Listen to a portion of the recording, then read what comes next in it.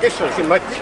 Ma olen EKRE saadik, eks ju, ja meie fraktsioonis ja kogu selle sildistamine natsid, rassistid, eks ju, tulge mõistusele.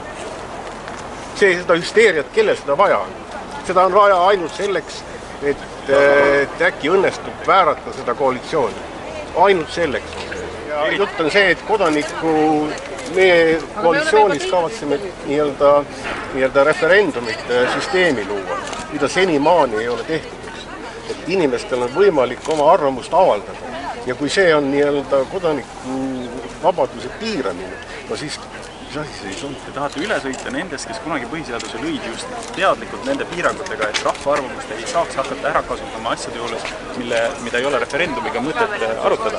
See on põhjus, mille pärast maksuseadusi või mingid muid asju ei tahetud referendumit panna, et seal ei tuleks ainult puhtalt emotsiooni peas, vaid ka see argumendi läbimõelduse osa oleks.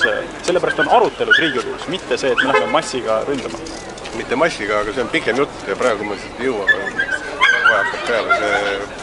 Tegelikult ma tahan öelda, need hirmud on alusetud ja nende hirmu atmosfääriga kütmine üles, et on olemas õiged eestlased ja valed eestlased, hakkavad mingisugused olete küll. Teie võib-olla ei ole öelnud, eks. Ma jälgin teraselt, mis toimub meedias.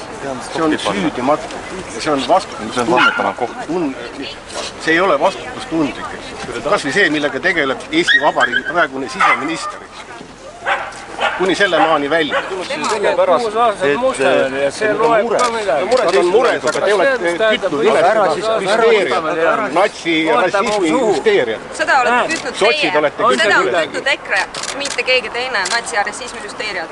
Need on sotsid, tänased sotsid on kõige ohtlikumad Eesti inimesed. Kas te teate muud sõna peale sots?